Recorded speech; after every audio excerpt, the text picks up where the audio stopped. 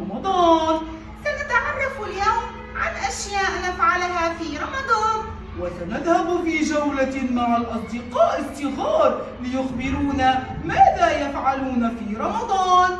ماذا تفعل أنت يا دودي في رمضان؟ أنا أفعل أشياء كثيرة. أتسحر وأنام ثم أفطر وأنام. كلا يا دودي، لا يجب علينا أن ننام طيلة شهر رمضان. يجب علينا أن نفعل أشياء كثيرة. ماذا سأفعل يا ترى؟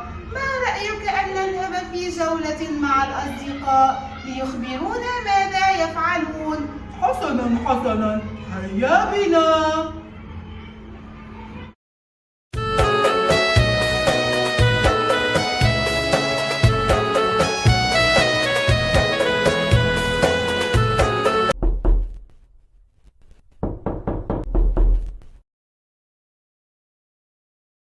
السلام عليكم. السلام عليكم ورحمة الله وبركاته. ما اسمك؟ فرات. ماذا تفعل في رمضان يا فرات؟ أصوم وأصلي وأقرأ قرآن. أحسن، بارك الله فيك. إلى اللقاء.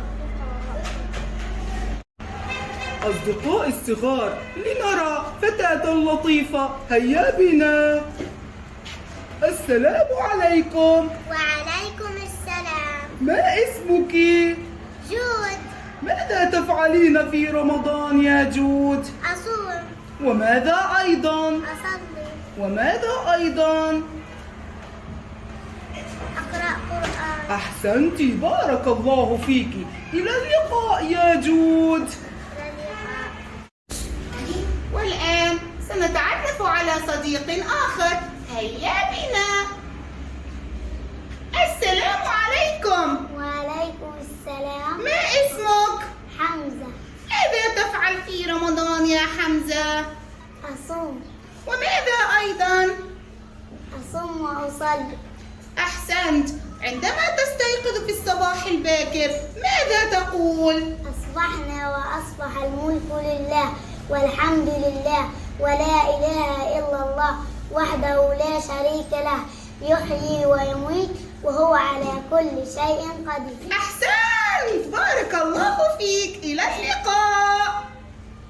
هيا بنا يا أصدقائي لنشاهد صديقا آخر.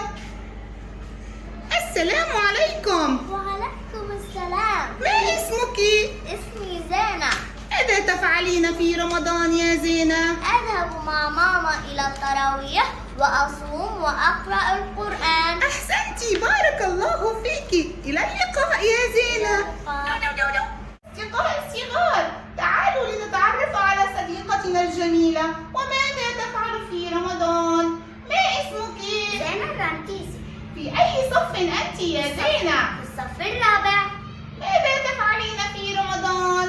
أستيقظ من نومي مبكرا، أساعد أمي في إعداد السحور، أتسحر وأحمد الله على نعمه، أصلي الفجر وأجلس لقراءة القرآن، أستعد للمدرسة، ثم أعود من المدرسة وأتوضأ لأصلي الظهر وأكتب واجباتي المدرسية وأراجع دروسي، ثم أنام قليلا لأرتاح، ثم أستيقظ مبكرا وأصلي العصر، أساعد أمي في إعداد الفطور.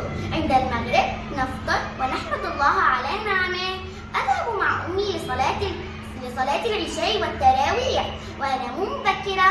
أحسنتي يا زينة، ما شاء الله. أصدقائي الصغار، ما رأيكم أن نفعل جميعا مثل زينة؟ أصدقائي الصغار، لقد وصلنا الآن إلى سؤال حلقتنا لهذا اليوم. ماذا يقول السؤال؟ من أول من صام؟ وكم عدد الأيام التي صامها؟ إلى اللقاء. إلى اللقاء.